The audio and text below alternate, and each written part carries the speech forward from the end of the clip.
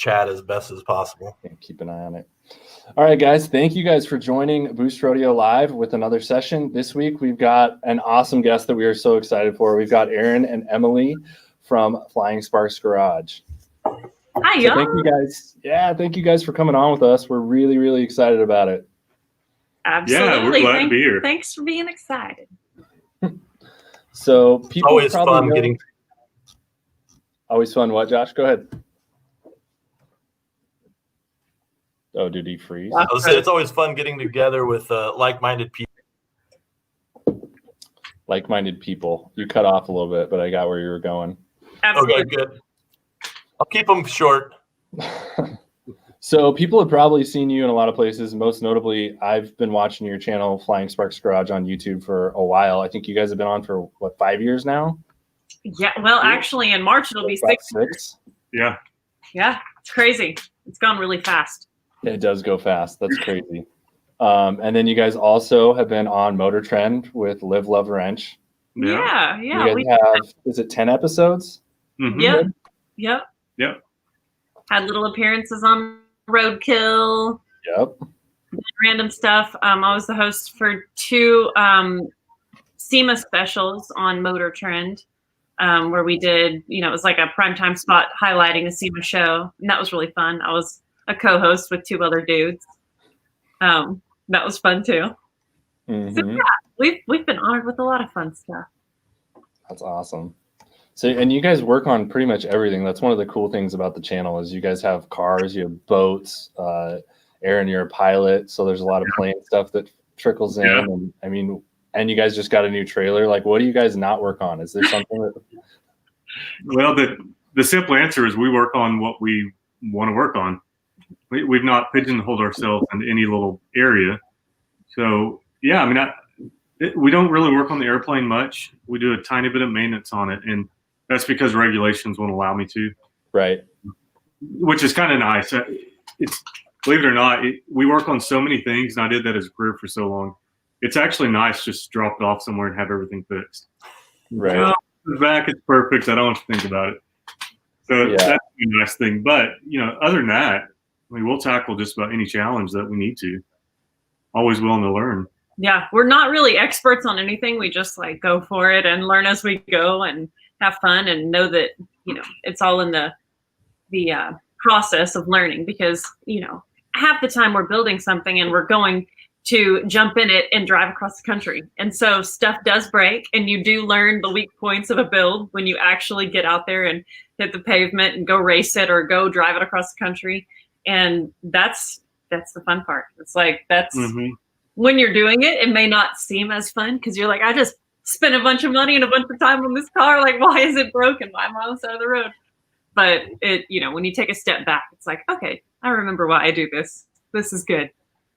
Mm-hmm. Those type of things where you're getting something ready, you're trying to finish a build just to get it to somewhere for a deadline. Those are always, I think any car person's been there, whether it's just a car show they really want to make or some self-imposed deadline. Like we've all stayed up all night just so we can finish it at the last second, load it in a trailer, drive across the state or country to make some event. And you're just exhausted. And, you're the whole time you're getting frustrated and saying, why did I do this? This was so not worth it. But then you get there and you meet everybody and you have a good time. And it's like, okay, this was why it was worth it. Yeah, absolutely. And then we did going to Pacific Northwest Supras last year with no air conditioner for 5.5-hour drive in the Supra. Yeah. That was We've fun. done that too. We've done multi-day drives with no air conditioner. Yeah. Well, AC steals horsepower, so why would you work so hard on a car trying to get horsepower and then take cool air? Lame. That's what I said up until this year when we were driving down and it was 105 with leather seats and you're just rolling down the windows and it's just like a hairdryer in your face and you're like, I could probably give up those 5 horsepower for that AC right now. Might not be a bad trade. You're a plush, huh? Okay, I see. I know. We're a little soft up here in the Northwest. After having heated seats in my diesel pickup, I don't know that a daily will not have heated seats again. It is really nice. We're spoiled with the Super Duty that we're getting to drive. Down it here, has every option. We use the air-conditioned seats more. Yeah. So you take the boat out, and once you put it on the trailer, you go to jump in that truck, and on our Ford, the whole roof is glass. So that leather is like 10,000 degrees. So you can turn the truck on and get the air conditioner going in the seats, and it's like, oh, now I can actually sit on this thing. So funny. Those little things like you'd never consider when you're doing like projects, but when you get to sit in it for a while, it makes a big difference. Right. That Super Hoodie, by the way, you guys brought up is gorgeous that you've been driving. Oh my gosh. We love it. It is such an honor. Every time we jump in it, we're like, how is this in our driveway? Mm-hmm. So beautiful. Yeah, I've been jealous. I bet it tows like a dream because we're always towing stuff. And yeah. Of course, it's one of those that's because it's an F450, like the suspension is just beef. And so when you have a trailer on it, when we have the big trailer or the boat, it like drives like a caddy, you know, because it's just built for that. It's like, oh my God, like 1,050 foot-pounds of torque. And I was so spoiled by my diesel because you just set the cruise control and don't ever think about it because they're just set up to have weight behind them. And now I tow everything with a half ton, and half the time the tow rig weighs as much as the half ton truck, and you're getting just spots everywhere. It's a handful the whole time. Yeah. Yeah, it's a big difference. Our truck that we had just prior to this one was a 2004 Chevrolet half ton, 6 inches of lift. And we towed on a 20-foot trailer, we towed our Datsun all the way to Vegas for Sema. And it was brutal. I mean, we were in the mountains, like in second gear at 5,000 RPM just to maintain speed. It was just like, oh, you're killing me. Yeah, it's horrible. And now you get spoiled with the big trucks. Yeah, so now we're in the F450, and we've got a 40-foot trailer, and all combined weight's about 30,000 pounds, and it doesn't even shift on hills. It just stays in fifth gear and goes. It's like, God, you gotta just me. Keeps making more boost and doesn't think about anything else. You just see the boost gauge just. It's brilliant, man. I've owned a lot of diesels. I've never had one that doesn't shift on hills. This one just and it's a 10-speed. It just builds the power. Like, jeez. Yeah, it should be shifting all over the place, you'd think. With that many gears to stay in power band, but it just pulls it. Yep. Crazy. I love this comment we just got. AC is for those who can afford to fix the 7M when they overheat. I can't see the comment section. I have ours full screen. I should take ours down and see if I can pull up the chats. Yeah, there it is. Oh, Drew's here. Hi, Drew. What's up, dude? One of the things that I think Ryan and I have found that is really unique to your channel and something that we kind of try to take on early on is all the different projects and trying to get people to support it. And what we realized is the Supra videos got so much more traction. And we love the Supra, don't get us wrong, but we also love the Corolla, but it's so niche that it's hard to get people behind it. And so we're trying to get back into all the different projects, you know, the Datsun, the 62 Chevy we have, of course, the race truck that is probably the most fun that we have, but it's only 2 people. And, you know, Ryan and I both have big families, so you got to include the families and all that. Get seat time for all the little ones and everything. So it's really cool to see your approach and all the support that you see on YouTube with all the different things going on. Yeah, it's interesting. We do a lot of different stuff, and like your experience, some of it works and some of it doesn't. The boat video that we just did that went bonkers, we weren't even going to post that. We were like, this doesn't really fit our audience. And we shot everything with our iPhone, posted the video, and it's at like 2 million views now or something. I mean, just crazy. Yeah, stuff moves away. And wasn't it the most view? Was that the most views you had on a video right off the bat? Oh, yeah. Totally. That's crazy. Isn't that crazy? Like 1 million in 4 days or something. The algorithm smiled upon us. There was some sort of good juju there because 4 days it was 1 million views, and I just kept refreshing it. I was just like, oh my God, I'm freaking out. I can't believe this. Because, I mean, whenever we were first talking about shooting the boat thing, I was like, man, I don't know. I don't want people to think that we're thinking that we're fancy because we're getting this big boat. could be considered a small yacht. I don't know. We're like, and it's a big boat, by the way. Like, it's pretty big. It's awesome. The picture's funny. That picture's great. A small yacht. Yeah. The big yacht guys are like, that's not a yacht. It looks small there. I mean, it's pretty intimidating to drive around the lakes, or it's pretty dang big. Yeah. Yeah, we were super surprised at the boat stuff, and really, that is done so much better than any of the automotive stuff we've ever posted. I think that there is a bigger market for the boat world, and I think that we have a smaller niche of like family, because we're family oriented. Yes, I'm a female working on cars, but it's more of a lifestyle channel. It's not so much like, hey, watch this chick build a car. It's Aaron and I and our niece, and it's very family friendly 99% of the time.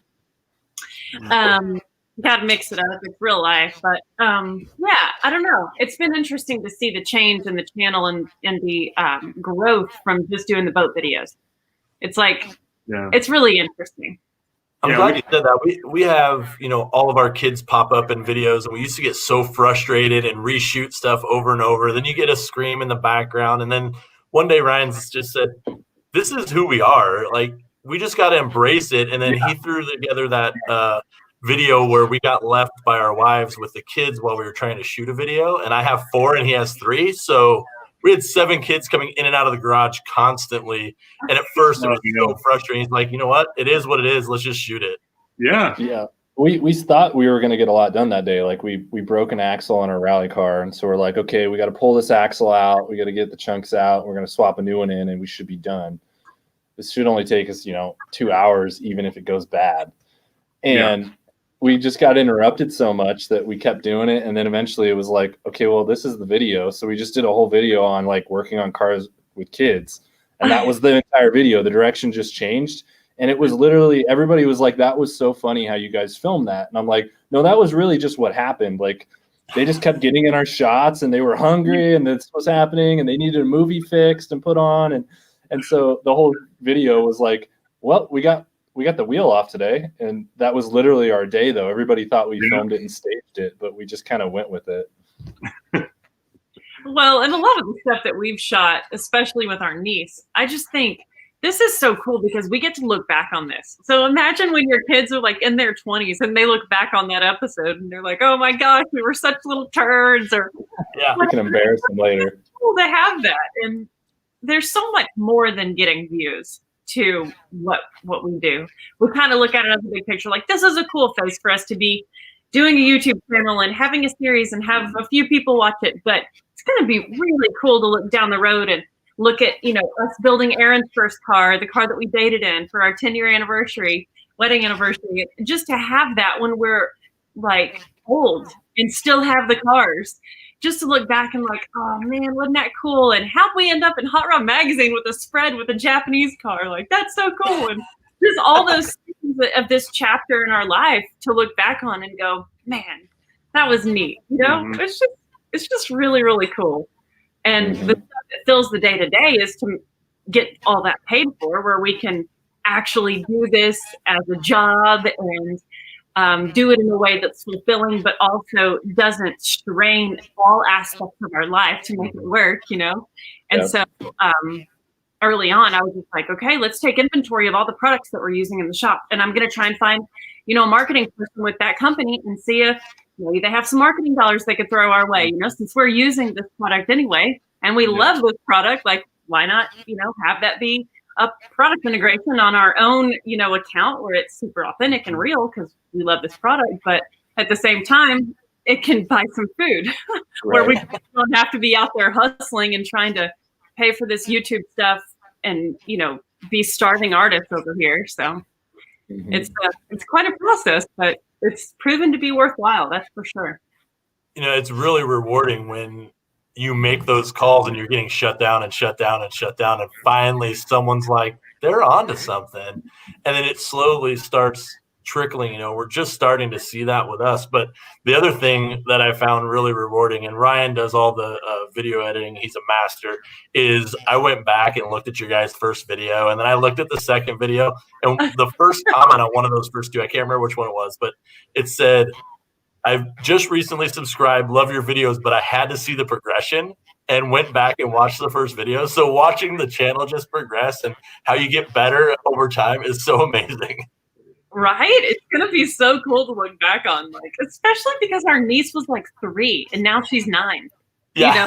Even those first few videos, she's like this little bitty girl, and she's sitting on top of the 408 block, and she's like, "We're gonna paint it," and she brings that up sometimes. She's like, "I watched one of our episodes and I was working on the power steering pump, and I was really cute." And I'm like, "Heck yeah, you were, and you still are."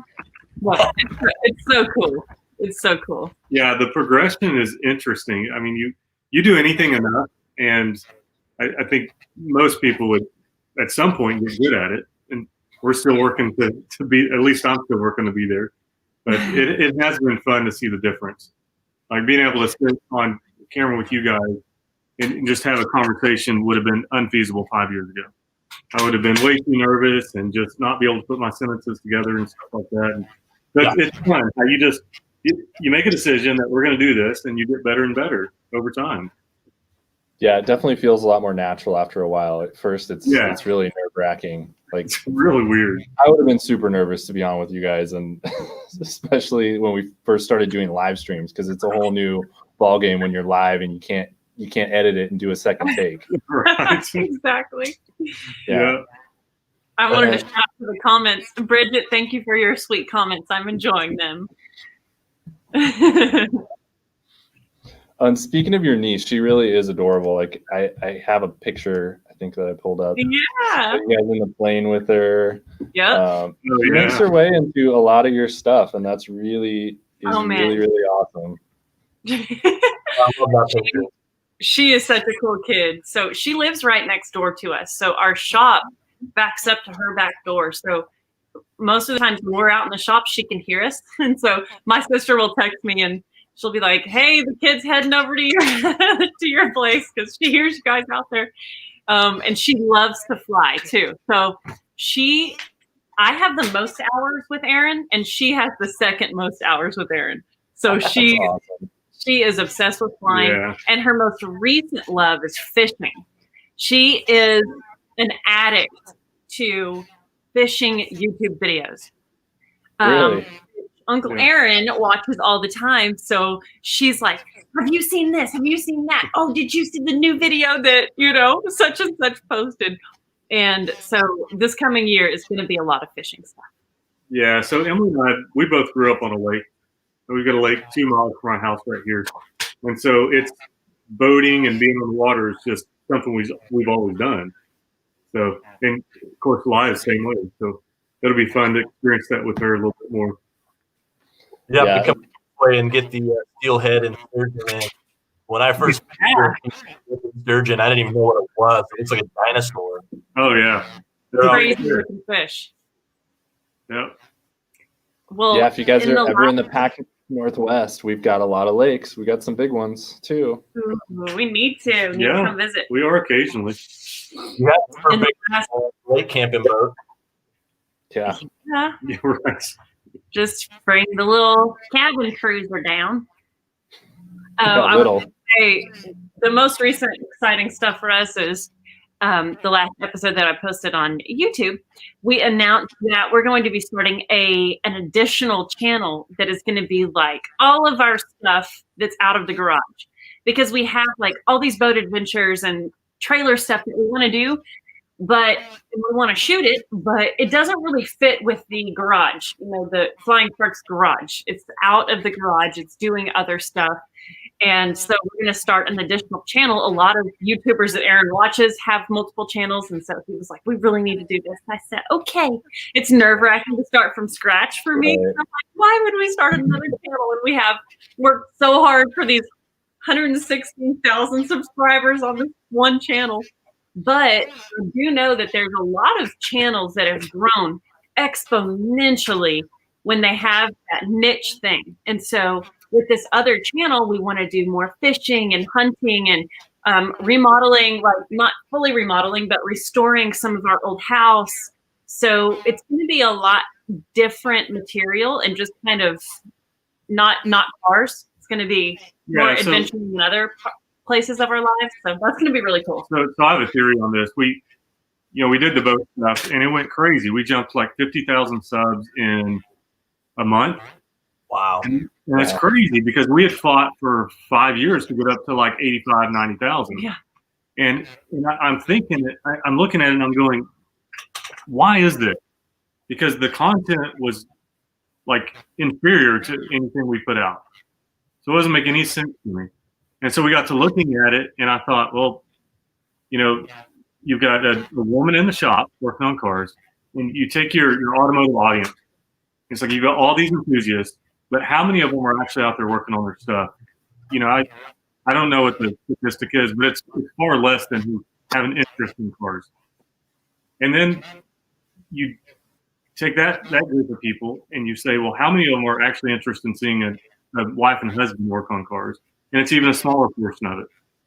But then we have stuff like our house, and I cook all the time. I love cooking. It's fashion line.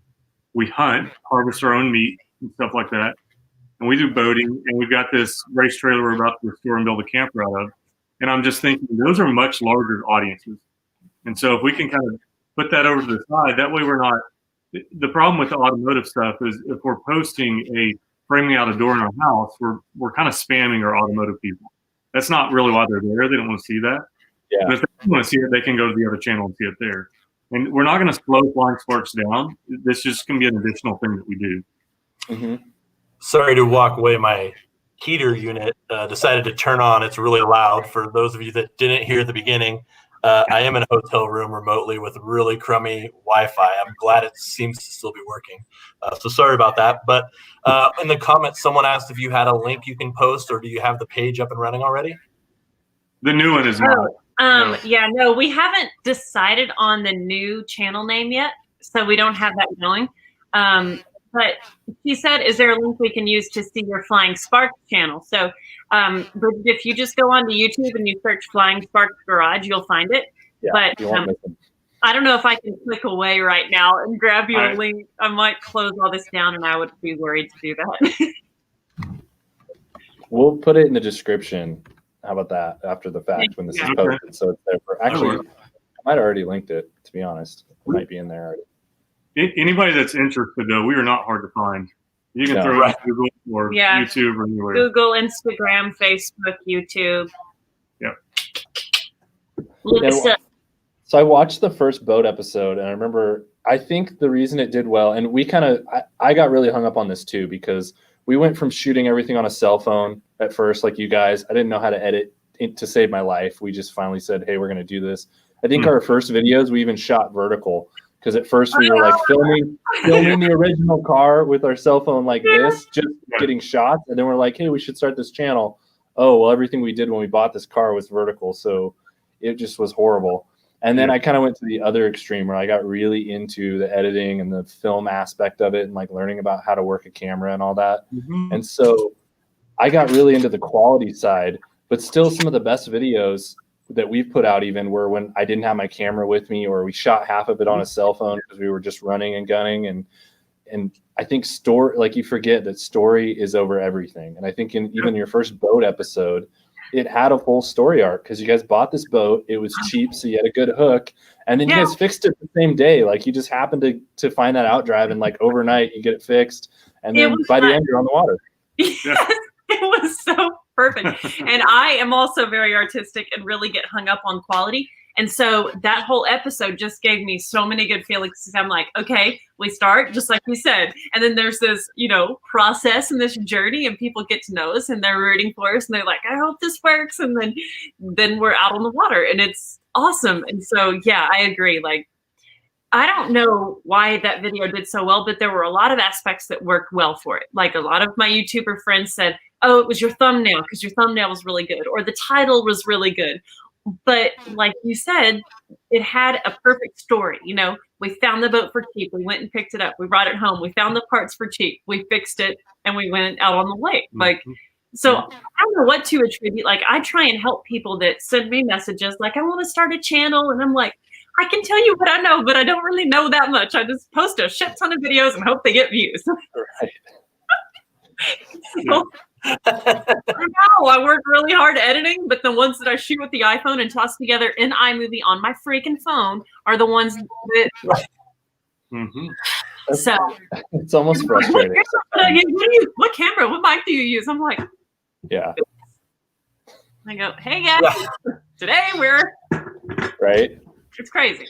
So yeah, and you wonder why you see everybody say that the equipment doesn't matter, just start. Like you see that everybody say that, and you don't really understand it till you're in it for a while. That like as much as I really am kind of a camera nerd now, and like I like having certain equipment, and like I've gotten good at it, you realize why everybody says that, because it really doesn't matter at the end of the day, and you can make this as good as. And honestly, we can make the sickest edits, but people love relatability. Like if the phone is shaky, or they drop it and they're like, "Oh, sorry about that," or there's just a moment where they're walking and it's in between clips that I would usually edit out. People like that. It makes them feel like, oh, that person's just like me, or I think I could do that, or it's just real. And it's not like you're trying to be somebody you aren't. And people like that. So there's a lot of psychology there that you have to realize that, yes, it would be really great to have perfect lighting and a really nice slider shot of this product or this moment. But in reality, people are going to react more to you being real and being your goofy self and letting your kids, ruin your episode that you'd planned so well. Yeah. It's real. Yeah. Now we have a bunch of footage of when we brought the 62 Chevy to Ryan's house, which has a really cool backstory, how we found it, the price, you couldn't beat it. It was 327 swapped, 4 on the floor. Like, it's a 1.5 ton chassis, so it was perfect for a project. Yeah. And I have Ryan sitting in the engine compartment holding a water bottle with a hole poked with a knife through the cap, using it as a fuel tank so we could drive it off the trailer after we got it running. It's like, that's a video we have to get done. That's all shot on cell phone, so it's kind of just been sitting there, nothing's happening.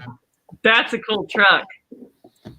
Yeah, it was interesting, and I won't get too deep into it, but I was searching for a tow rig after I got rid of my diesel, because my wife was driving it every day with 4 kids in car seats, and it was on 37s, and went to her half-ton rig, and came across it. I think, Ryan, what was it, $1,200 or $1,400 or something? Yeah.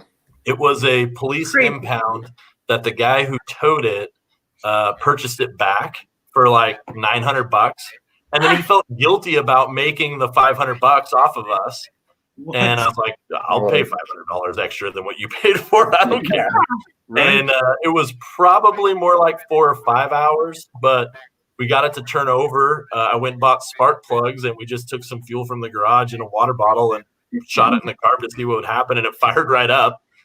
So then we rigged up, a makeshift fuel line, and it's the first time really we drove it from the trailer to my backyard. I'm sitting in the hood with the hood up. I'm like perched up there with a water bottle with the hose out of it, just gravity feeding it, and Josh is just driving and he can't see, and I'm like, okay, go left, and we got it back there and parked. That's great. The plan was, if we could get it in the back of Ryan's property before his wife saw it, it might get to live there. Yeah, and it did. It did for a while. It's living there now, actually. But yeah, so the real reason we bought this thing, like the biggest one, is one, it's a 1.5 tons, so it'll haul anything, and it being the 1.5 tons, it's kind of cool because it has the small cab, like the C10s and C20s. Yeah. But it's got a 12-foot flatbed on it, so it's pretty long. Mm-hmm. And so the whole reason for that is because we only have a single car, tandem trailer, and we're always hauling the truck, but then we want to take the rally car most of the times. And 12 feet was just long enough to fit our rally car on the back.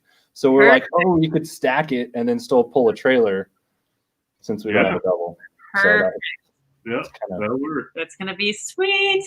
But my problem is my dreams for that truck. My dad had one when I was a kid, a C30, and my aunt had a C40, and my dreams are bigger than my wallet. So gets little attention here, little attention there. But I'm like, well, we're not driving it till it's bagged. We're not driving it till this. Yeah. Okay, well, we're not putting bags on anytime soon. So Yeah.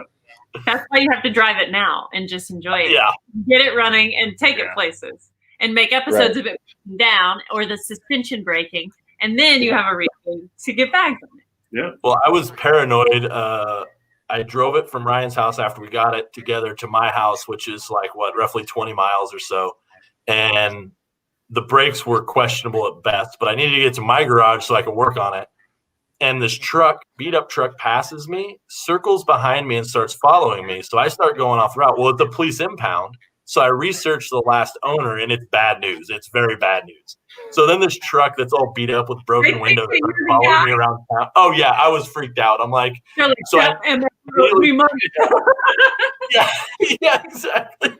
So I immediately took the stickers off. I let the kids take chalk to the paint so that whoever could do the best BoostRodeo logo in chalk could paint it on the door. So I was going to strip everything and let them just freehand paint it. And then it's at Ryan's house with like 2 yards of dirt on it because the brakes are fixed and Ryan needed some fill in his backyard. So the guy never stopped me. We did hide in a park for a little while to see if he was actually following us. And he pulled up into the parking lot right across from us. I'm like, there's no way we're getting out of here. And we drove away and never saw him again. That's crazy. You should have filmed it. I know it's like paranoid probably, and it was all by chance, but I didn't like it at all. No. No, definitely not. Yeah. So speaking of work trucks, this one is one of my favorites you guys have just for that reason. Garfield is so cool. We love that truck. Garfield is a sweet one. Oh my gosh. Yeah, that one turned out really well. So that one's still on 1-ton suspension. That's 8-load. Yeah. Oh, wow. Full Ride Tech 1-ton air ride for it and a 1-ton 4-link system for it, which was super rad. So it's like 4-linked and bagged and all heavy duty 1-ton stuff. So it's got a 14-bolt rear differential under it and a NV4500 5-speed transmission out of the 1-ton Chevy 1-ton. Wow. So yeah, it's built for towing. Did those parts come from that generation, or were they 80s, 90s parts? No, they're late 90s. Yeah, it was like a really? 98 or like 99. a 98 Chevrolet. Yeah, because the NV9. So that would have been on. So does it have like a 6? What motor are you guys running? LS or No, it's original 350. But it would have been out of like a It's a center bolt, like a truck. It's like a Vortec Yeah. V8 basically with the carburetor on. Okay. Yeah, that thing is awesome. That's the thing that I found in the C40 community and up is everyone just buys a roller, 83 to 93 or what you can find and put the half-ton under it immediately. Yeah. It's good components. I absolutely love the wheels, like the look of just the old like moon style wheels on this thing. Detroit steel wheels just made the truck, and the pinstriping made the truck. Of course, the ride height does too. We still want to get drop spindles for the front so we can drop it down lower when it's parked. But really, we could leave the truck as is. It has a few driving characteristics that we don't like. The slave cylinders gone, master cylinders being a turd. So we've got some tinkering to do on it, and it's like brake upgrades and for the clutch. But all in all, that truck is just sweetness. It is. The look's perfect. So actually, that's one of the things that. Go ahead, Josh. Go ahead, Brian. I'm breaking up anyways. Okay, I was saying one of the other reasons I love this truck is I actually have another truck I'm kind of waiting to acquire that's very similar. Oh yeah, like a little bit newer, but the Ford version. And this one was actually my grandfather's work truck for like 30 years. I think like my great grandparents bought it for him. His in-laws when it's a 70, and I think they bought it for him in like 75. I was talking to my mom about it. So it was a pretty new truck then, and he had it his whole life. And he worked out of this thing. He had a welder and a compressor in the back, and he was a heavy equipment and then general mechanic and welder. And so he used to travel all over the whole Northwest and Montana and Canada and everywhere in this thing. And so my uncle still has had it, and someone wanted to buy the box off him and some different things. And finally my dad was like, you need to just talk to Jim because he will give you that truck if you want it, like rather than sell anything off it. Oh, so I went to talk to him, and he was like so excited that I wanted to take it. And I'm just like, yes, I'd love to bring this thing back and make it like a BoostRodeo mechanic truck and tool truck at the track like you guys did. Yeah. And just oh my gosh, that is going to be so awesome. Yeah, that'll be a fun one. What year did you say that was, Ryan? that one's a 70. 70. Yep. And the other cool thing is it's got a 428 out of a 68 Lincoln that he dropped in it that was out of like my grandma's car before they got rid of it. Something happened to the car. And he's like, I'm stealing that engine. So That big block, thank you very much. yeah. And the Lincolns were like internally blueprinted, and it's a fully balanced 428. Like it's a sweet That's motor. great. So I'm excited to get it going again. Maybe just like freshen it up and put fuel injection on it and drive the shit out of it. That's the hope. And I want to bag it like you guys. When I saw you guys do that build, I'm like, and then this truck came up, I immediately was like, man, I want to put some old moon wheels on it and drop it down. 100%. Yeah. 100%. I love it.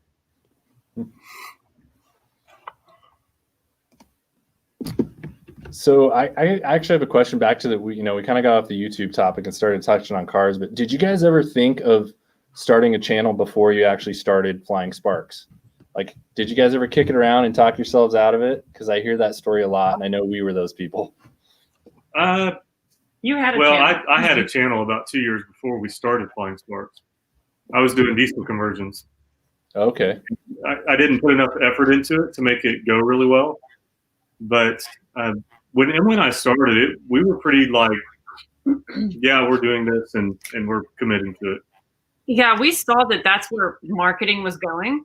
And because I have spent a lot of the career that I chose early on doing a sort of marketing, modeling and acting, I consider it marketing. I understood that, hey, you know what? I'm not afraid to set a camera up and talk about stuff. And chances are, I can sell stuff along with that. If I'm super stoked and I just got this intake and I know it's going to be super cool on my car. I know all the stats on it. I'm going to install it and talk about it. That's going to be easy for me. So let's set up a camera and make some videos on this engine build. Because that's when the channel started, is when I had oil system failure on my original engine on Roxy. And I decided to go bigger displacement and do a 408 stroker. And so that's when we started the channel. And so that first sort of series was me building the motor on Roxy. And it was just me on camera because Aaron was like, I don't want to be on it. This isn't I my want to be thing. a part of that. Yeah, I'll do the camera stuff and and it turned out that I was nervous to talk about automotive mechanical things on camera because I was really nervous about being chastised for lack of knowledge or. Oh yeah. And I mean, I did, and I still see lots of just mean comments because the internet's a mean place sometimes. But I've gotten a lot more comfortable and confident in my communication and talking about. Yeah, that was really early on. That's an old one. Yeah, that was really early on. Yeah, there's Aaron and I's legs, both of us. Yeah. Are like, I love it. Yeah, so that. It's just crazy because that was my first car. So the Datsun was Aaron's first car. And Roxy, the GPO, was my first car in 2005. So it's just kind of crazy because it's been a long time. It's been a long time since I've had that car. And such an underrated or underappreciated car. You know what I mean? Like, they're awesome. I can't believe that's your first car. I know.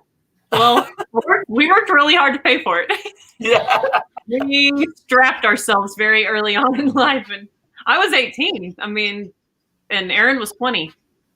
So And it wasn't smart. we owned our house at that point.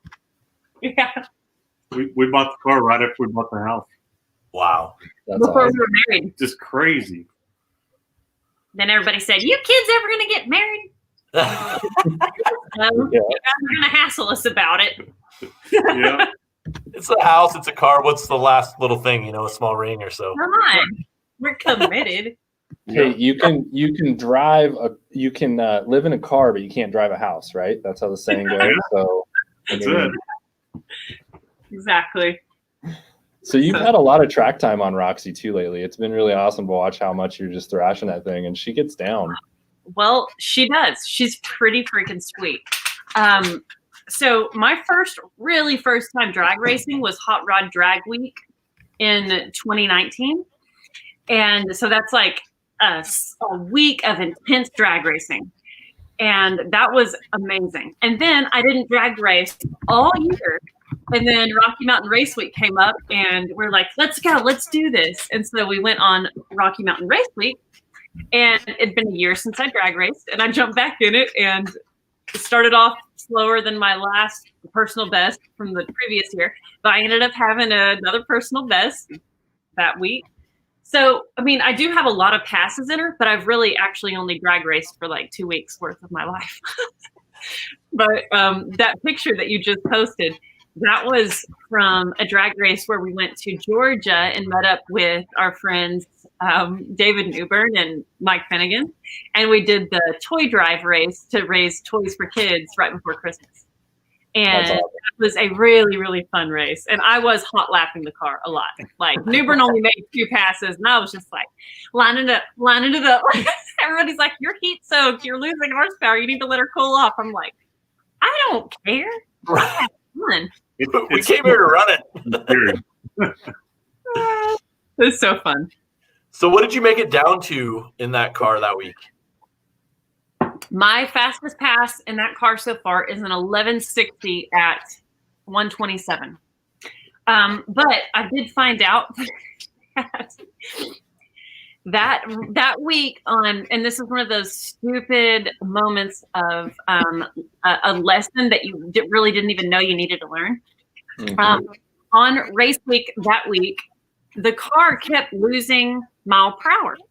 And from the last year that I had raced it, previous year being drag week, like can't get my mile per hour up. What is going on? And so I just kept getting my speed shifts down faster and faster. So I achieved the personal best, and it kept black smoking too. So it was like having these weird issues. So right after we finished race week, we took it to our friend's shop, and they looked it over, and they called me and they said, Emily, do you know that you have your serpentine belt routed incorrectly, and that it's only hitting the crank pulley a quarter of what it needs to be hitting, and you were down 100 horsepower because you were only getting like 2 pounds of boost. Oh my! And you're set up for 7. And so I was like, wait a second, I just did race week down 100 horsepower and I got a personal best. Like maybe because I always see the sunny side. I'm like, I guess my driving is getting better. That's exactly right. After it hit me that I was the idiot that misrouted my serpentine belt because I slung it off doing burnouts at night, and then it's hard to get your hands out there between the radiator and the accessories, and then that's my excuse. And so I drove it like that for like a year.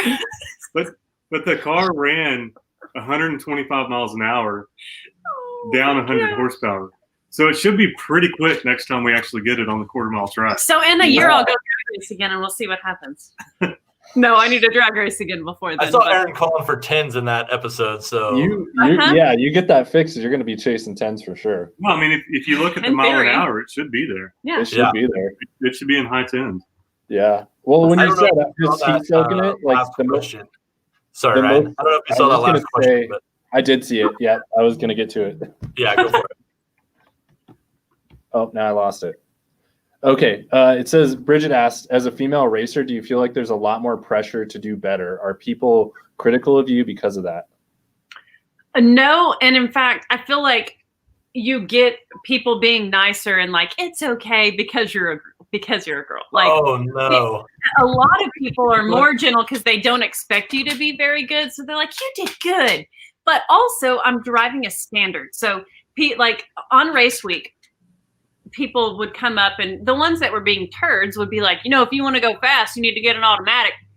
And they'd say that to a dude too, because it's the truth. Like automatics are just faster like, Yeah. but at the same time, I'd get props for driving a standard. They're like, oh, hey, you were slow off the line. And they're like, wait, that thing's a stick. Oh, you're doing great. That's awesome. So overall, and especially in that event, those race week events, that environment is really a bunch of supportive people. Yeah, I was hoping you'd say that, because I mean, basically you have all these race cars, and some of them way more race cars than Emily's car is, and you're towing a trailer 200 miles the night after you race, and then trying to get your car to function and make a good hit, loading everything back up and leaving to the next track. And you're covering 1,000 miles in a 5-day period or 4-day period. And it's everybody is so strained and stressed that everybody's your friend. It's like, just because you're here, we respect you. And so that's very different than going to your local track on Saturday night, I would guess. Oh, big time. Yeah. And I really appreciate the way you address that. It's kind of like this question that I always have in my mind, but I'm never sure quite how to ask. I have 3 daughters. Ryan has 2. So when you see females in this environment and, going through the things that you go through, it's things that Ryan and I think about. What are our daughters going to see? Because they love being around the cars. They love being in the garage, much like your niece, So it's like, it's one of those things you always have in the back of your mind. And you're just wondering what the differences are. And we all see it in different things that you do in everyday life, right? It's just different. So I appreciate the question. I really appreciate the answer. Well, what you'd have to prepare them the most for is what people say on the internet, not what they say in person. Because people in person are generally very cool, very supportive, very encouraging. People will say all kinds of crazy stuff on the internet. And that is just something, if you're going to put yourself out there, you have to realize you have to get over that. Yeah, but also if you can teach them to, when people are being critical, if you can teach them to look at that person's response and say, okay, is there any truth in what they said? And if I did make a mistake, first of all, if the person, has any integrity, you'll go back to them and say, you're exactly right. And I messed that up. Thanks for letting me know. We've converted a lot of people from critics to fans just by Emily doing that. But at the same time, it's like we're in an environment where we have this YouTube channel, and if you took the average person and read all of the negative comments that come through, it would shut them down and they quit doing it. Yeah. But we're like in this perfect situation where we can do anything because we have hundreds of thousands of experts telling us exactly how to do it all along the way. And experts. Well, a lot of them really are, though. Like there's a lot that believe they are. But you can harness the power of that, and you can go in and say, well, here's all this data that would have taken me 10 years to learn just because I did one little thing wrong. So you go scrape all that information up, and then all of a sudden you're smarter and wiser. It's funny. That is my wife's number one fear of getting involved in the channel. She's, I think, appears for a split second in one video that she found out about later. But Ryan's wife recently just got involved in some of the videos this last summer. And so she's starting to get there, but she's still so worried about all the negativity that comes through the comments. It's going to come through. There's so much more positivity than negativity, though. Yeah. You give it time, and to be honest with you, the comment section starts to regulate itself. As you set the standard as to what's acceptable and what's not acceptable, then you've got those super fans that jump on and always take up for you. Yeah. I've even noticed that a couple times on like Facebook. Like a video gets shared or a picture gets shared off Instagram of our stuff, and I'll go in, and sometimes we're even making a joke or something and somebody takes it seriously and like just lays into the comments. And then I go in there to read it, and I read the first comment, and I'm just kind of like, And then I open like the replies, and there's already like 3 people jumping on them for us. And I'm just like, okay, that's kind of cool. Like, but it's a good feeling to know you have people in your corner. There have been a lot of people delete their accounts because our audience jumped on them so hard. Oh, wow. That's amazing. I just had one yesterday. We just got picked up on the race truck by a company called Action Tracks, and they sell traction recovery boards. And he was a longtime sponsor of the race team. So someone in one of the Mitsubishi off-road groups made a comment about what should I have done different to get unstuck, or what gear do you guys carry? And so I said, okay, I've been using this brand, but we just got picked up by this brand. Take a look. And I sent a link. First comment was, those things are the biggest piles of junk. Here's a picture of the one that broke. And I just replied, I said, no problem. I'll talk to the owner tomorrow and see what's going on. They're covered under warranty. Did you reach out to anybody? Absolutely not. Didn't reach out to anybody. And I'm like, okay. So I talked to the owner. I guess this was Sunday. So it was Monday. And he goes, oh yeah, I sent that guy prototypes of a new polymer we were trying so he could evaluate it. I just called him based on your message and already sent him replacements. I'm like, who does that? Like, who takes the time to bash it? And then you find out it was a prototype all along that was supposed to be, will it work or will it not? It's like, yeah, that's wild. I always have fun in the comments, honestly, when we get bad ones. Like, I have fun with those people because I either like, it doesn't bother me, and that's probably just some of my personality, but I either have fun with them, or genuinely a lot of the time it's like, okay, what's going on with this person that they took the time to leave this nasty comment? Like, they have nothing better to do, because I don't have time to do that. I'm busy. I don't even have time to do the things I want to do.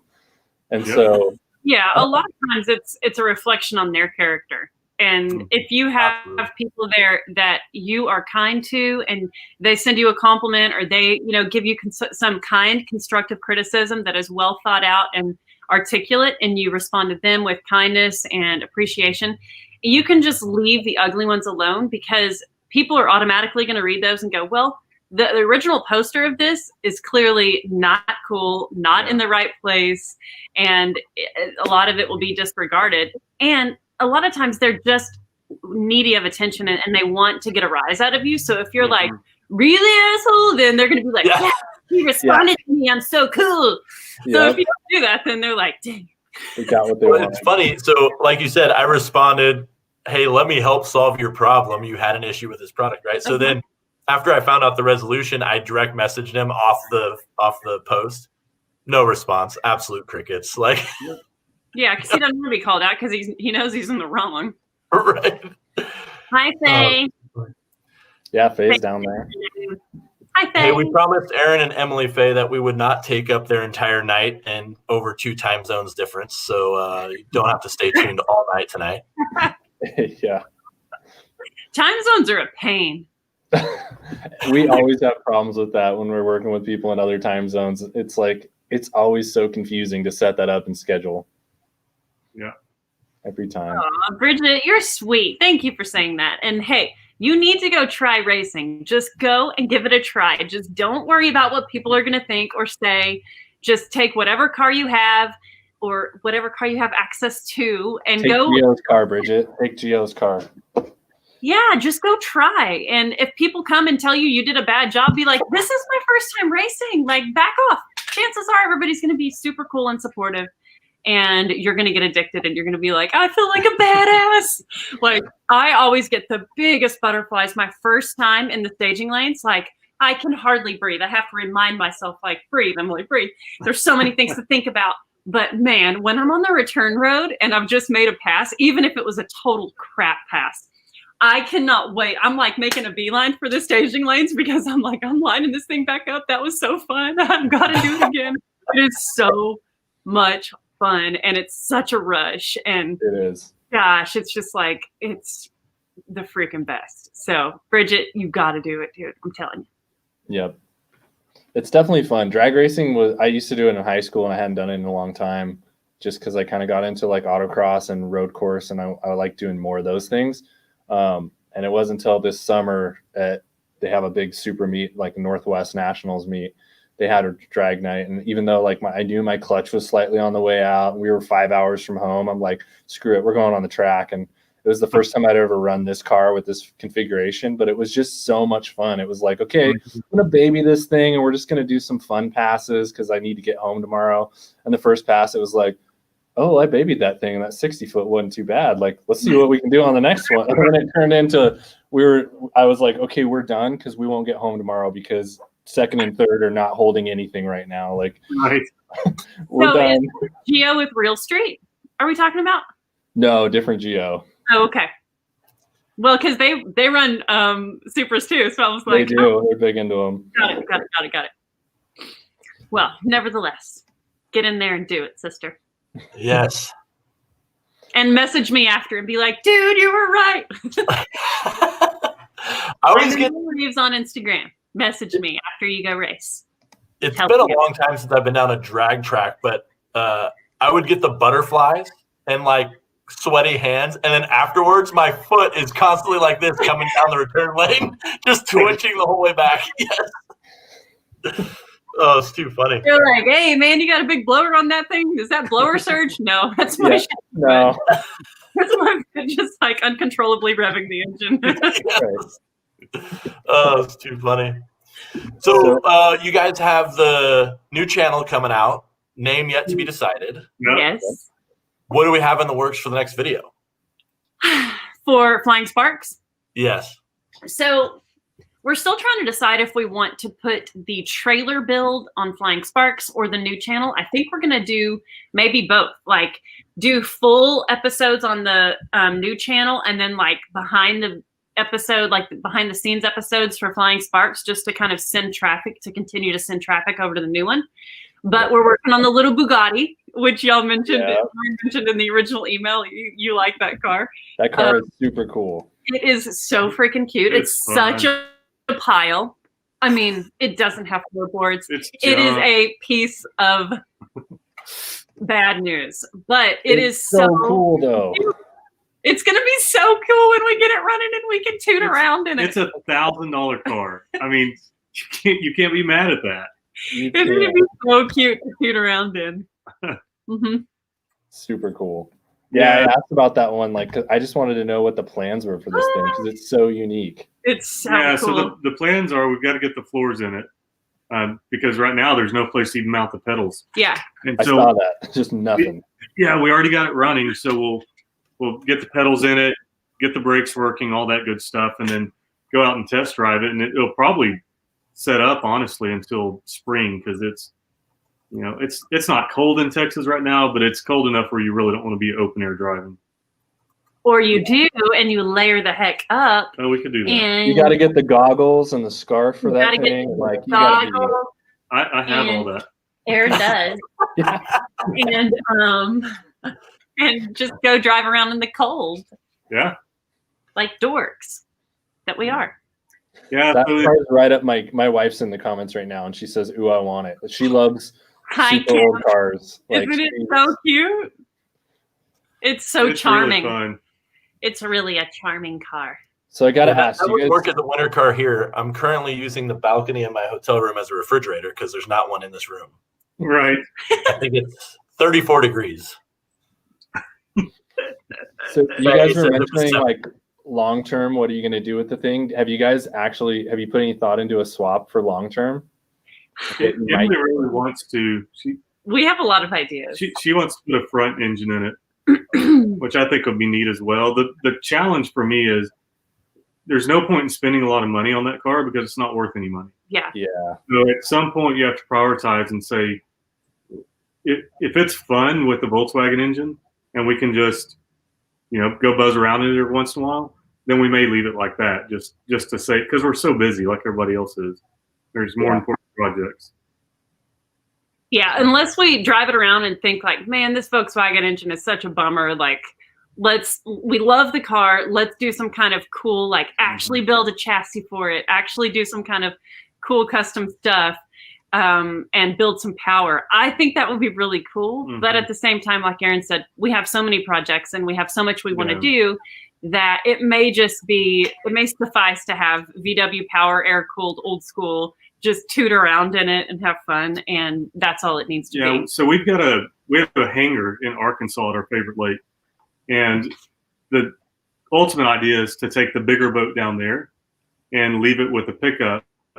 And I could also see it being really fun with this car because it's all mountain roads, and so we can fly in. So that's about a 5-hour drive from here, but we can fly there in about an hour and 45 minutes. So it'd be super fun just fly down there, just to go drive the back roads and then fly back home. Right. So it would be good for that. I know when I initially thought it would be awesome. When I first saw it, my initial thought was, man, it would be so cool to put either an old flathead straight six, or if you could find like even a later, like Buick made the straight flat V8s. because it would probably fit with that long hood. Yeah. It'd just be really cool to open it and see like an old, probably not period correct, but like a 40s or 50s flathead. Yeah. It would be cool. I agree. I definitely agree. But like you said, a lot of work then. You got to find a flathead that's salvageable and can be built or is running. Then you got to find the transmission in the rear end, and you probably got to put heavier springs on it. And it just it needs a chassis. Like to hold any bigger engine up there, like it needs a frame. Yeah. So yeah, it would take a lot of work, but it may be worthwhile. We may drive it and be like, this car is so worth it. The thing is, we don't really sell cars, so we've got many years to work on it. We're bad at that. Yeah, our wives have found that to be a problem with us. Oh, we just get attached to them. They become like family members. We have these memories, and then we're like, we can't sell it because it's special. I think we have 13 or 14 cars right now. 3 boats and an airplane. See, my wife's watching this, so I'm not even that bad. She can't. Yeah, it's not that bad. We're pretty bad. We're bad. But we buy them cheap, and There we you have go. stickers, and we work on them ourselves, and now it's our livelihood. So we have to work on them and have adventures in them and make videos. That's part of the reason the viewers. Sorry, I that's think part we of the said the reason same thing. 62's at Ryan's house currently, because my wife can't see it if it's there. Right. The things that you need to get rid of. Yeah. Well, I promised her when we bought the Jeep that the 62 would go towards the down payment once I decided to sell it. And we could make some money off of it, but it's like too cool and too useful once it gets working. Yep. Key once it works. Yep. So fun. And I'm gonna so stop talking. let's see. You're gonna stop talking because we keep doing I it keep at the same breaking up. time. Yeah. And so I saw you guys' recent post. What's next for the Bronco? Are you guys? You said you're gonna lower it a little bit. It's a little too high for your liking. Yeah, it is. So what happened was when we put the overdrive transmission in it, it pushed the transfer case back and it hit the body. So we had to do a serious body lift on it, in addition to the 4.5-inch suspension lift that was already there, just to clear that transmission. And so now I want to take it back down to somewhere around 4.5 inches. It needs full suspension. So that's something that we have to do anyway. The suspension is super junky. So we're going to, really make the suspension awesome and lower it down a little bit because it's got 35s on it and they look like 33s because the wheel gap is just like giant. Yeah. Pretty big. That's such a cool truck, though. Like I've always loved those first-gen Broncos. The first-gen Blazers too. Honestly, my dad had one of those way back in the day that I was always jealous he got rid of. Oh, the Blazers are beautiful. Yeah, anything where the first gens where the full top comes off on either chassis is just fantastic. But this one has I've heard the story of how you guys just kind of on a whim picked this thing up, and it's such a cool story. We just got a good deal on it and couldn't pass it up, so we bought it. Yeah, we're actually going to our anniversary, I guess, our wedding anniversary. And it was on the side of the road with for sale sign on it. And we whipped in, and it was something we could afford, so we bought it. It was really fun. And we drove it for 6 years after that, I guess. Yeah, it was really worn out, but it was a great deal. And we were like, oh my gosh, this is ours. And we were really into Jeeps. We still love Jeeps, but we were on our 10th or 11th Jeep build. We had the body off the chassis and we're working on the suspension and cleaning the chassis up, and we just sold it. We were just like, okay, we've got the ultimate now. Yeah. It's so awesome. Faye asked me a question, and no, Faye, we have not addressed this. And Bridget said that she also would like to know how I got into cars. Okay. And that answer is sitting right here. He has a shirt on that says, I love my strippers. That's my husband, Aaron. That's our wiring team goes with. That's our wiring company sponsor. That's awesome. So Aaron asked me to be his girlfriend when I was 14 and he was 17. We met at church youth group, and he was driving a 1978 Datsun 280Z, and he asked to drive me home from youth group. He was like, hey, And this was the first time he'd ever talked to me because he was really quiet. And I'm obviously not, have never been quiet.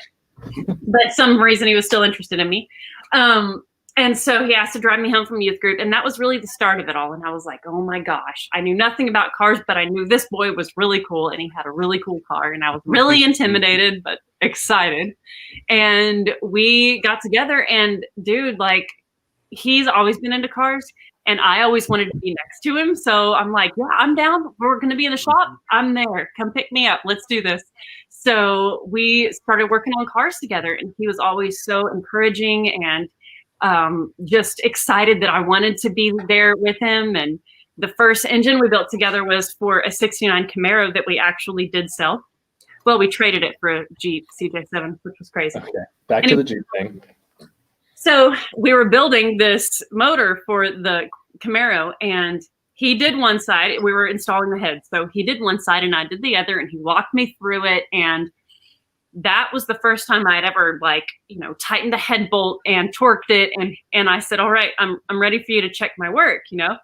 And he was like, I'm not checking your work. And he's like, if, you know, we hit the key on this thing and we drive it and you messed up, you need to feel those feelings. And if you didn't mess anything up, then those feelings are really important to feel too.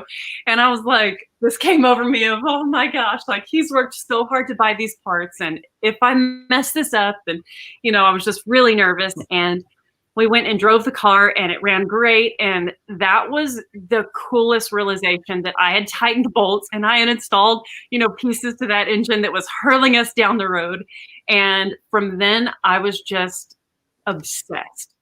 So that was the beginning for me. And from there, I just started reading Hot Rod magazine like crazy. And I was trying to figure out what first car I wanted. And you know, when the early when the GTOs first came out, and, you know, late 2003 was when I started talking about it. And then 2004 they came out, and I was 17, and I was like, that's the car that I want. It has a V8 from like a Corvette, and it's understated. It's kind of a sleeper. Like, you have to know what it is to appreciate it. And it has a back seat, and, you know, it's rear wheel drive. It's everything I want. And so I just had my heart set on a GTO for some reason. And when those came to the States, and we found one that was a decent price, and we just did it. And it just, I don't know, like,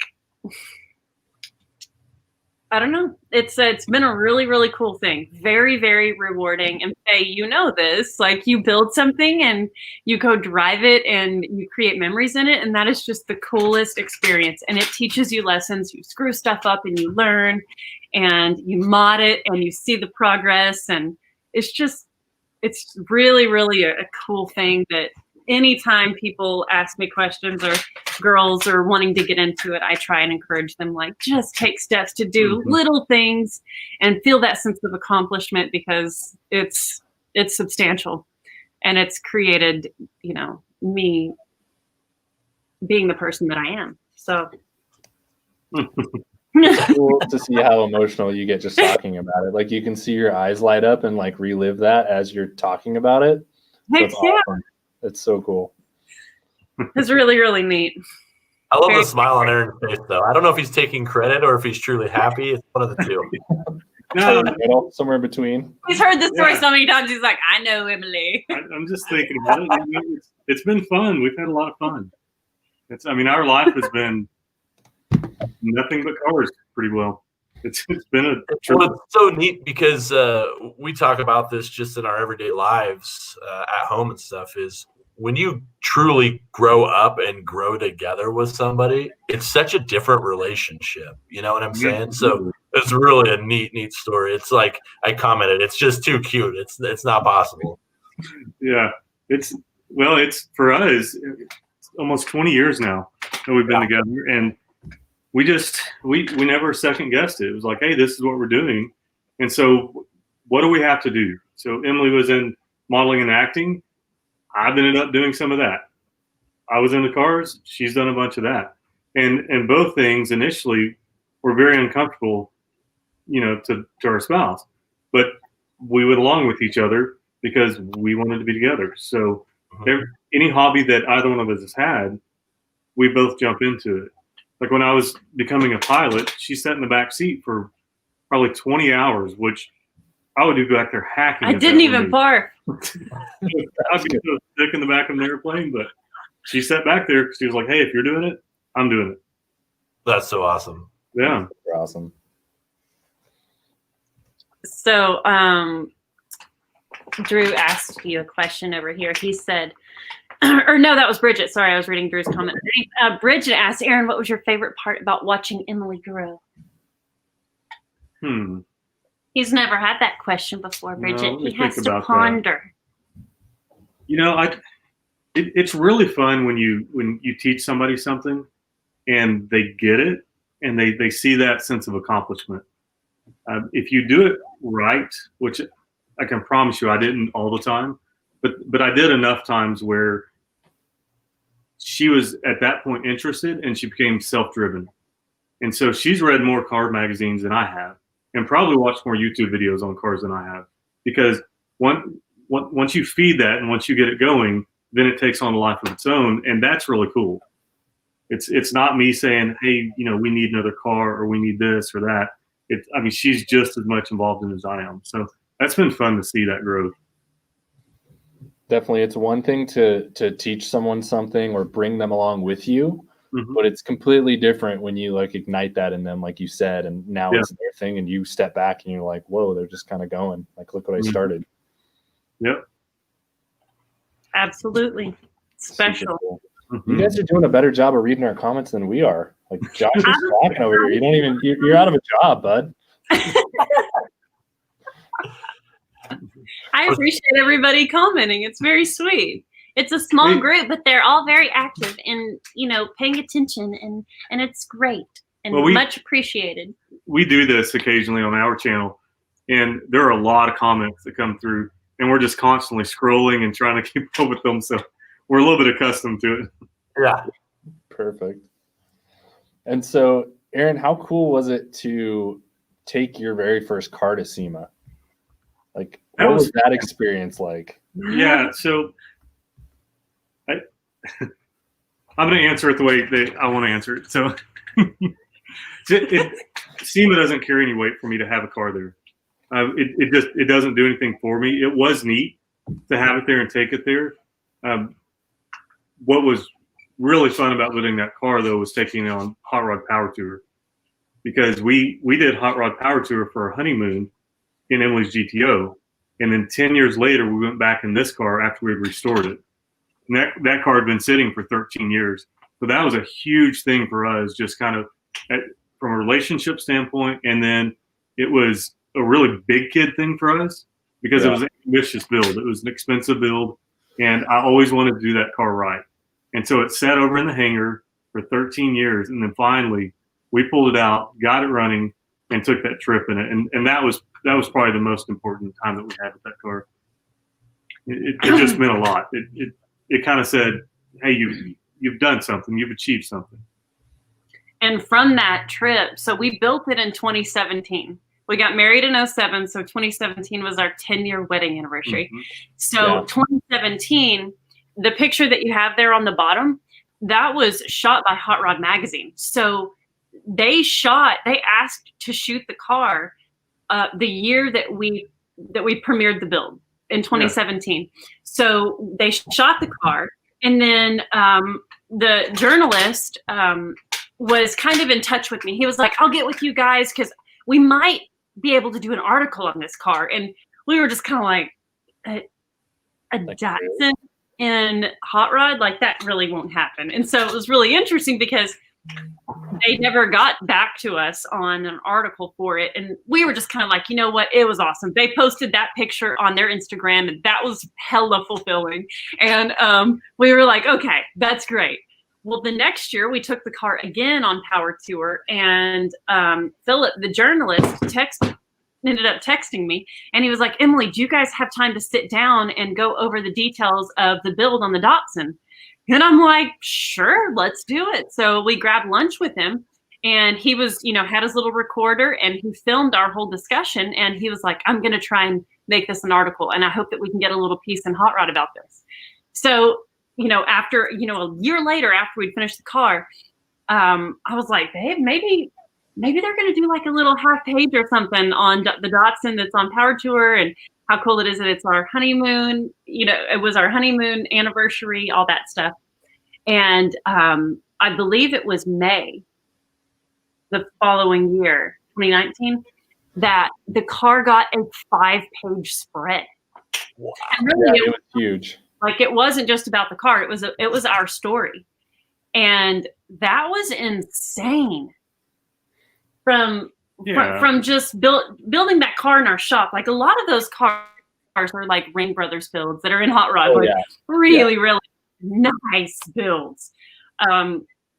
So I think it was the charm of the story, the way the car turned out so great, and the fact that we've been really integrated with a lot of the Hot Rod events. Like, we've overextended ourselves multiple years to go on Power Tour, and including the year that we did it for our honeymoon. I mean, we were broke ass kids, you know, I'm sure. 20 and 22. I bet it all went had on just credit bought card. our house. Like, yeah, I mean, but Aaron was really sweet. He asked me what I wanted to do for our honeymoon, and I was like, I want to go on Power Tour. And I mean, I had been overseas working. I'd been to Italy, and he was like, you don't want to go to like Europe or something? I'm like, babe, we can do that later in life. Like, let's go on Power Tour. Yeah. So, I mean, yeah, that probably cost as much as a trip to Europe for a month. Right. I'm sure. But anyway, yeah, there's just so many things that we're thankful for, and things that we'll never forget about our journey. You know, I'd say like the past few years, but it's all gone so fast. You know, it's like, Yeah. Mm-hmm. that car, I think, I don't know, for me personally, but I think a lot of people, that's the one that most stands out that you remember when you hear of Flying Sparks Garage. Like, I don't know what it is, but just that Datsun is it. Like, even though there's, like I said, Garfield's super cool, and I love the Broncos, that's just the one I always come back to is like the it car. Yeah, it's unique. You know, the LS swap is not necessarily unique in a Datsun, but or in anything. But the slack injection is, and the 180-degree headers is very different. Those wheels we designed and had custom built. You don't see that stuff on Datsuns. Mm-hmm. You know, almost everything's Rotas or, you know, some knockoff of it. So it stood out a lot. And I mean, we're proud of it. I like the way it turned out. Yeah, it turned out. I was going to say, don't discount yourself when she says they're built in all these big fancy garages, and this was just our garage, our build. Yeah, you did a pretty good job. Yeah. Well, thank you. If you see it up close, you'll understand what she means by that. I was in our shop with simple tools, and so it's not perfect, but it's real. From about 3 feet away, it's really good.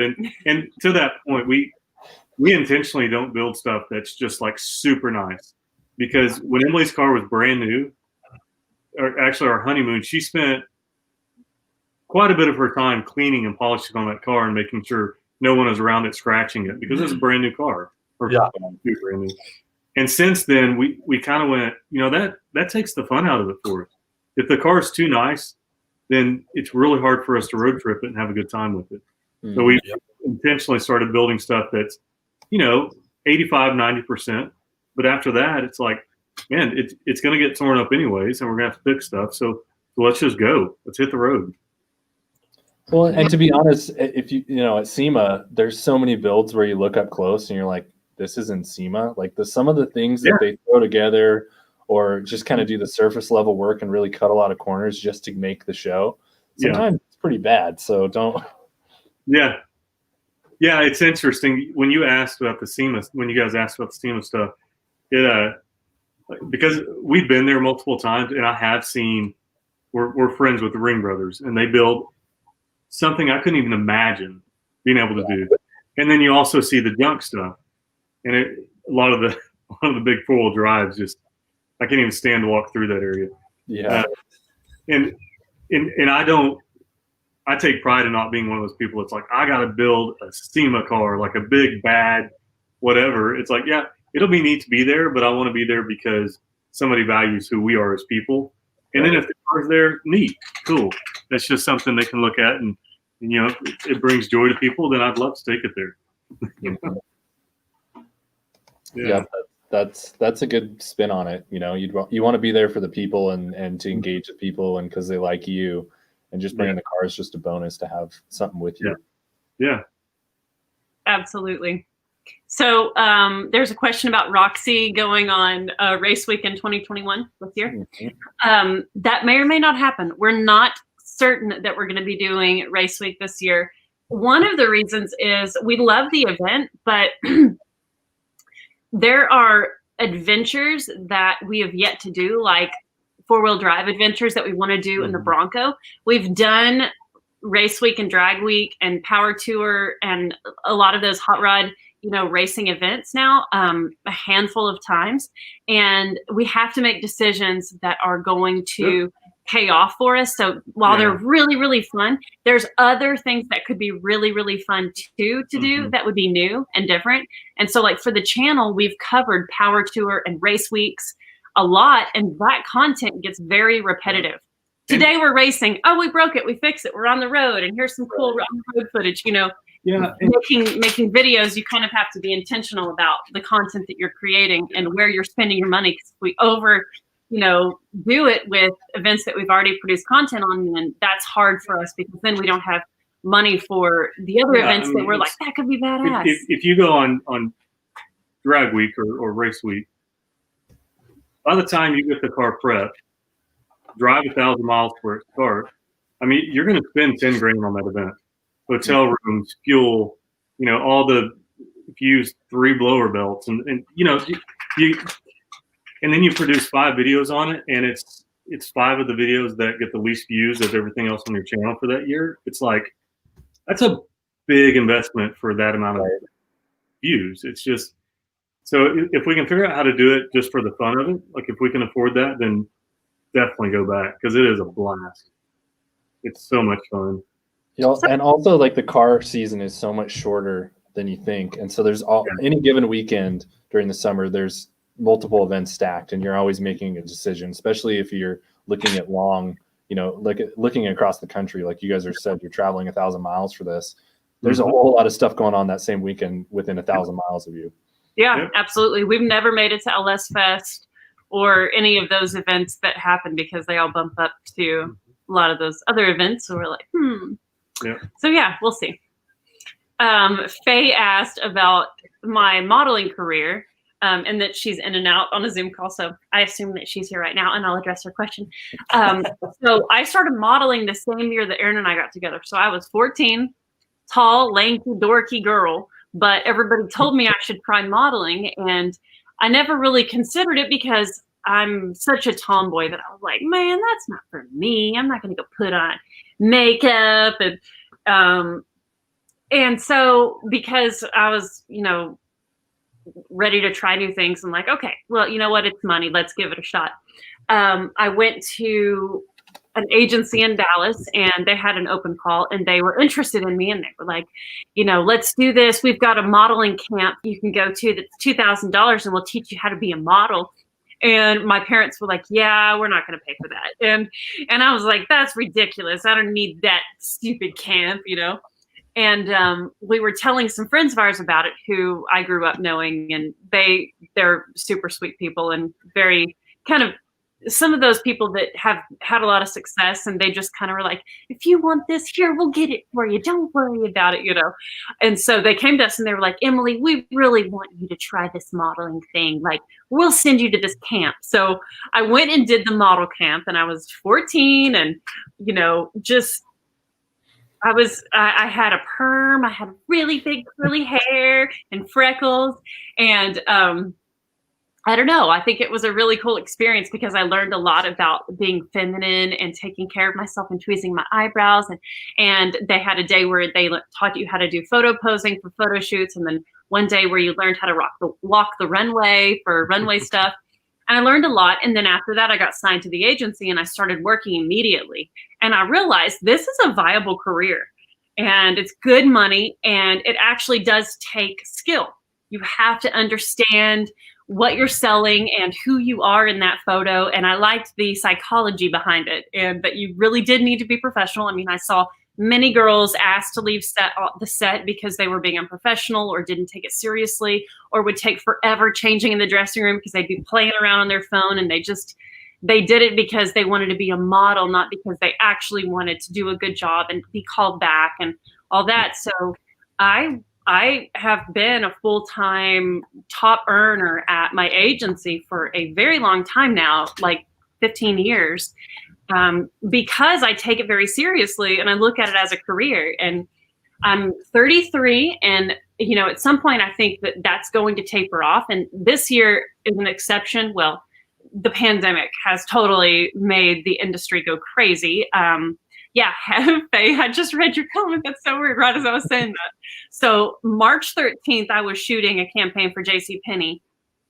And that was the day when I was driving to my job. I heard on the radio, Dallas County is being shut down because of this virus and all this stuff. And I'm like, it felt surreal, and it didn't seem like it was actually happening because I had only heard of this virus like a couple days ago. And I was like, man, this is crazy. What's going on? And when I went in through security to JCPenney headquarters, they'd asked if I'd been to China. And I was like, what is going on? Yeah. Because there's a lot of people that travel in and out there. And after that was my last job until probably a couple months ago. So modeling like shut down because of the pandemic, because it's not essential. And also a lot of the companies that I work for are big business companies, and they can't be seen hiring people just to come in and take pictures in clothing, like it's a really dangerous, it's a risk thing, corporate, all that stuff. So the modeling stuff has slowed way down this year, but I expect it to pick up. It's picked up some in the last couple months, but that's been a cool career. Yeah, it's been great. It definitely helped fund a lot of what we did in cars before YouTube started making money. Yep, absolutely. What's interesting is Emily and I actually booked a Ford commercial, F-150 commercial, through the agency, totally unrelated to being sponsored by Ford. Like those two parts of the company do not talk to each other. So we booked this commercial, and the day before we go to shoot it, somebody on set got COVID, and they canceled the whole thing. Wow. So we missed out on that. Isn't that crazy? That is crazy. Yeah, it's funny, Ryan and I'd say had the luxury of working through it all because we both work for essential business, but I think Ryan would not have minded some time off to delve into more of his art and craft of editing and videography and everything. Yeah. Yeah, I felt like we actually got bigger or busier, and I actually took time off from the channel. We kind of had a big gap where we quit posting for a while and had to kind of figure out what we were doing again and get back in the flow. Mm-hmm. So, yeah, it was really strange. I didn't travel for about probably 6 weeks, the very end of March and through April and the beginning of May. And then it was like, you have to go. And so I immediately started traveling and traveled all summer again. And it was so eerie going to all these airports. Yeah. You get off a plane with 12 people on it, and you're walking through an airport that's completely shut down. It's so surreal. Yeah, it's a strange feeling. We've traveled through most of it too, and it has been very different. Yeah. Interesting. I'm not saying I don't mind the TSA lines with nobody in it, but right, exactly. That's a perk. Yeah. That is a perk. We're all like, you guys, it's dangerous traveling out there. Stay at home. Yeah, and then we're just like, PSA. Yeah, exactly. Yeah. Stay at home. It's safe there. Well, I know it's getting late for you guys, and we could do this conversation all night, and the comments have been really good. So thank you for addressing all of those. Was there anything else, Ryan? I know you had some questions. Did we not address something that you wanted to cover? So Bridget's got one more, and I think it kind of rolls into the 3 questions that I typically like to ask everybody we have on the show as kind of a wrap up. So Bridget's question first was, is there a dream or event that you want to go to, but you've just never gotten the chance to? Well, one of the events that we've wanted to do for a couple of years now is there is an event that Ian Johnson has invited us to the past couple of years that's called Road to Sema, and a bunch of off-road rigs leave somewhere in California. I'm not sure if it's LA, but they all leave, and it's all off-road all the way to Vegas. And I mean, I've only seen it online, but we've been invited, and I'm like, dude, I want to go because that would be so much fun. And if SEMA had happened last year, we probably would have done it because Ian's been adamant about us doing it with him. And we had a place for the Bronco. We had 2 different booths that could have been at SEMA this year. So that would have been a really great one to show up with dust all over it and have it in the booth. Yeah. That so awesome. we got to get suspension for, and hopefully an event like that will roll around where we can go off road with a bunch of people that know what the heck they're doing, and we can go enjoy that with them and put the Bronco to good use. There are a ton of like on road events that we'd love to do, but that one sticks out for me because I would love to take the Bronco out for some adventuring and camping along the way and all that. And it'd be a lot different. That would be really cool. Yeah. Absolutely. Okay. So to wrap up, since I know it's late for you guys, and you guys can each answer these in case you have different answers. But first, what has been the most fun experience along your journey? That's a tough one because there's so many. There's a lot of. We've had some amazing stuff happen over the last few years. One that sticks out to me was we bought a 1992 Mazda Miata that had been sitting. It had like 20,000 miles on it, but it sat its entire life outside. The roof was falling off of it. I actually bought it, brought it home, went to the car wash, and I blew all the paint off of it. So I had to repaint the car. So we literally repainted this car, put a top on it, put tires on it, and we took a month off work and we traveled 10,000 miles just bouncing around the States. And we lived in a hammock the whole time. Camp cheap as we could. We had a camping hammock. The car was so small that you didn't take a suitcase. You opened the trunk and you just packed your clothes in the car. It was a ride. This was before you two. All I can picture is Joe's car with his, what did he get? He fit 10 drift wheels and tires. We have a buddy who has a boosted Miata that he drifts, and he like drives it to the events. He's hardcore. Yeah. He's fit 10 spare tires in that thing to take with wheels mounted. That's impressive. That's impressive. It's crazy. Yeah, that was a fun one for me. Yeah, that we'll never forget that for sure. That was one of the best and hardest trips we've ever done. Yeah. Again, we had no money. Yeah. Could barely buy food. Well, we had a lot of hard discussions on that trip. We were like, what are we doing? Why did we decide to do this? And then the next day we'd be like, this is awesome. Highs and lows. Yeah, exactly. It was a great one. One that comes to mind for me that's totally different is with the cabin cruiser. We took it to our favorite lake where my family goes camping every year. And we were able to camp on it for 10 days with my family, on land. But like most evenings, we would take all the family out for sunset cruises. And that was so special and cool because a lot of my family, they're big boaters, and the elders would just tell us stories about them doing the same and how much it meant to them that we had done this and that we were sharing it with everyone, and it just meant so much. And we did an episode about camping and doing that whole event, and just some of the comments, because I filmed just a little bit when the family was on the boat, and everybody just loved it and just talked about how much it meant seeing families coming together like that. And it was really, really neat. And so that's something that I'll never forget. And I'm really thankful that I have those episodes to look back on and remember how much it meant doing that in such a cool, cheap boat. That's been such an awesome tool for us. Because out of all the experiences, you both picked like the simplest, most down to earth thing. You know what I mean? Yeah. All these places you've been and all the events, but you pick those two things just because the way they stand out. So much about it is how you feel. How it makes you feel, and those are memories that we'll never forget. And they make you who you are. They make you realize why you work so hard or why you have the goals that you do. And that's what it's all about. You got to take risks though. Like neither of those things made sense to do. It did not make sense for us to go buy a really broken boat. that could potentially cost us a lot of money fixing it. It didn't make sense to do that. And it also didn't make sense to venture off when we were kids on a 10,000-mile road trip. But a lot of the things that you look back on and go, man, I'm so glad we did that, are things that don't make sense. Right. It's like when buying an airplane at 30 years old, nobody can make financial sense of that.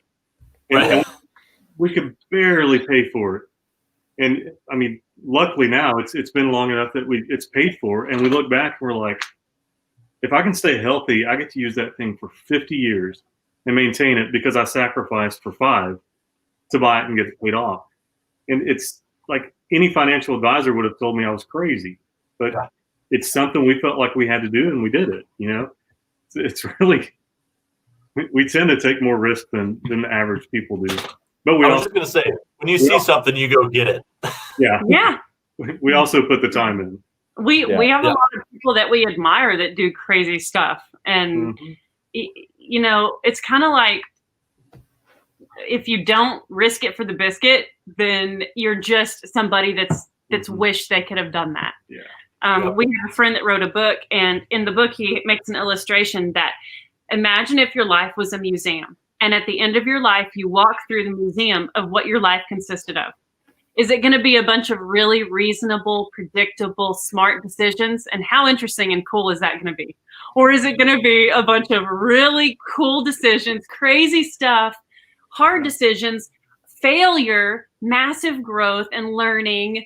You know, is it going to be full and rich of just stuff that you're like, wow, that is so cool. We got to do that, or we got to meet that person, or become friends with that person, or be mentored by that person, or take the family doing this, or jump in that car and go break down and do a road trip, or, you know, it's like, you don't regret doing that stuff, but you do regret not. Yeah, it's such a great analogy too. That is awesome. I know, isn't that cool? So, just imagine your life as a museum. So like, he encourages you in the book to act as if you were the tour guide of the museum, and there's an audience, and you're walking around and telling them, oh, this is the time I did this, and I did this, and I had that experience. And like, are you excited to be telling those stories, or are you kind of dreading the next turn around the corner and what you're going to see? It's like, yeah, that totally makes sense to me. That is so cool. Yeah. I'm stealing that one, by the way. Do you can it. name drop the book so I can steal it like responsibly. You can do it. His name is John Strelecki, who wrote it. What is the name of the book? Is it, because he's written a handful that we have around the house. But he's a super cool dude, and we ended up meeting him, and he gave us his books. He's like, hey guys, you guys should read these. These are pretty neat. I think a lot of them, and I wrote them myself. But yeah, I love that illustration. I just thought that was so cool. But it is so perfect. Like Aaron said, it's not a hallway you'll go back down again, you know? Yeah, exactly. We'll get you the name of them. I think they're out in the office. Cool. Yeah. Okay, so I got 2 more questions that I'm going to sandwich together. And so one is, who's the most impactful person that you've met along the way? And the last one is, what's been your biggest challenge? Those go hand in hand. Worms. Yeah, the most impactful. You can't say each other, obviously. No, we know a lot of really amazing people that have encouraged us. We had one friend that we met on Power Tour the first year of our honeymoon. He's since passed away in a motorcycle accident, but he was probably the biggest influence of this whole live life bigger than you think you can. Actually, it was probably 2 years after Power Tour. He called us up and he said, hey, I'm developing this property in Belize, and I've chartered a plane, and we leave tomorrow. Meet me at this location. And we were like, oh man, we can't afford it. Like we can't even buy food if we get there. And he's like, I've got you covered.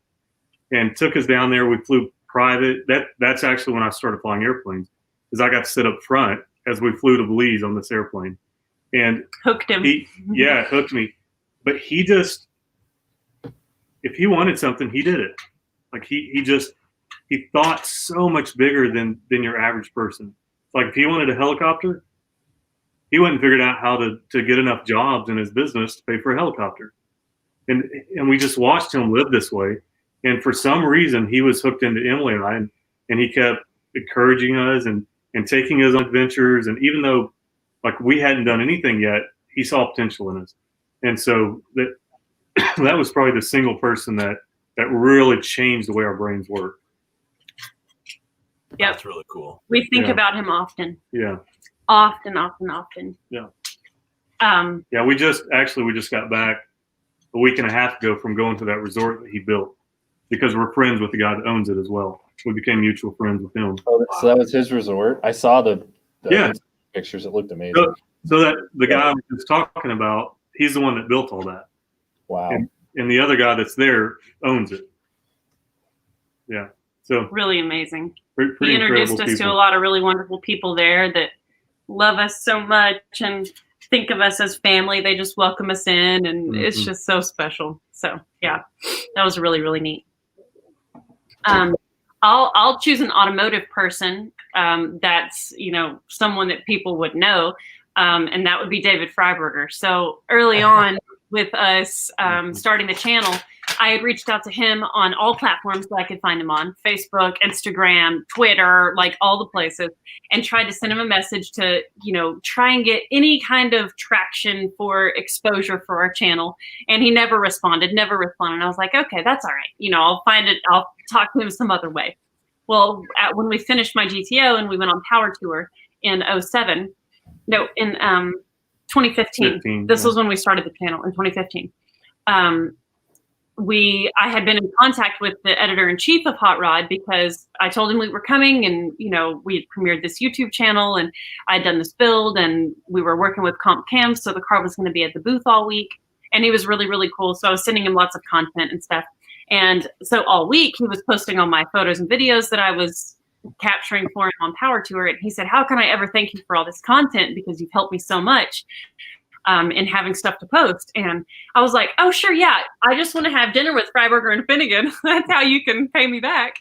And he was like, okay, you got it tonight. How's that sound? You know, dinner tonight. And I was like, oh my God, we're actually gonna go have dinner with them.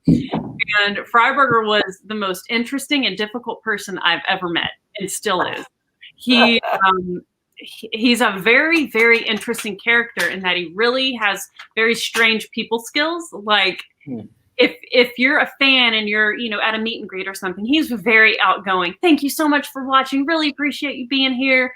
Oh, we'll hope you enjoy your time here. But if you're like sitting across the table from him one-on-one, or you're his friend, he is very dry, very cold, and very direct. And you're kind of like, yeah, I think he hates me kind of feeling. And it's really funny because I was just persistent with him. I wouldn't accept that he, you know, didn't like me, or, you know, even though it was kind of that feeling of like, Emily doesn't hear no. That doesn't exist in her brain.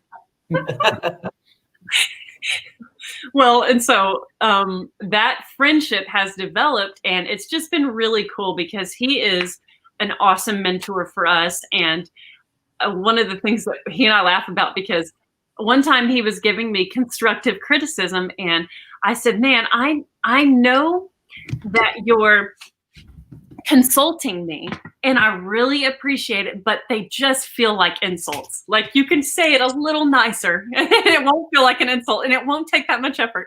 And he was like, I can't do that. That's just not my personality. He's like, instead of your consultant, consider me your insultant. He literally calls himself my insultant.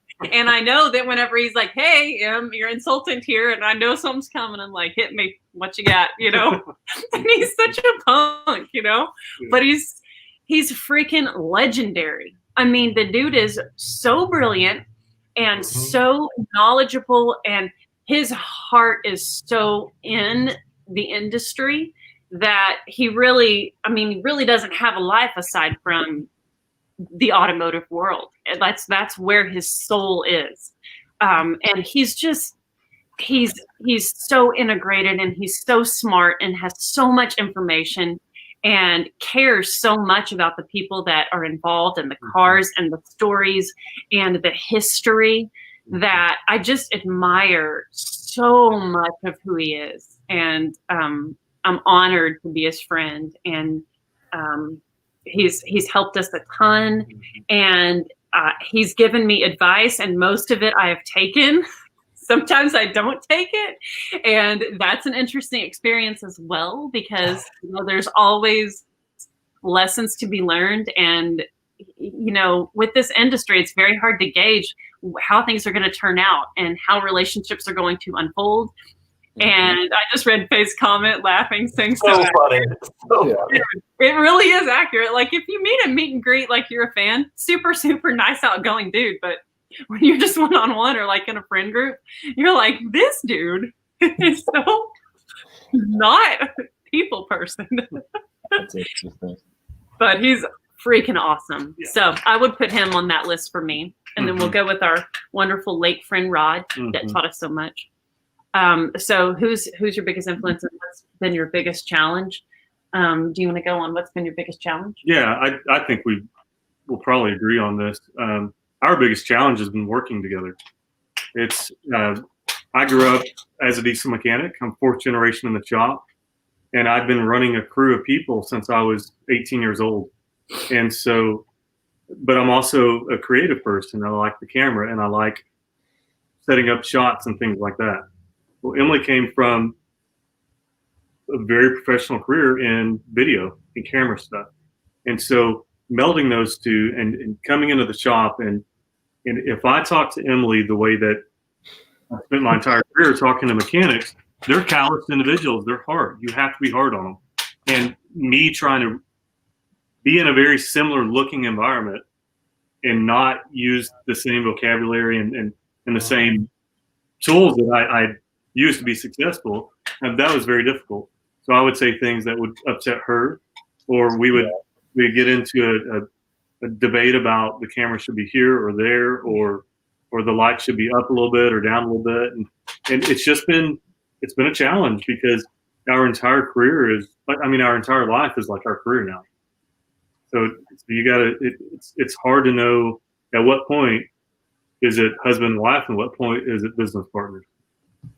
There's got to be a fine line in there. But there's got to be incredibly difficult, especially early on. It is so hard. It's gotten a lot easier, but early on, it was extremely difficult, because we had both been successful in our own careers. Trying to merge that, and we both feel pretty important, and like our opinions matter. Yeah, you're entering her world, but she's entering yours at the same time. Exactly. They're completely different. Yep. Yeah, it's very difficult.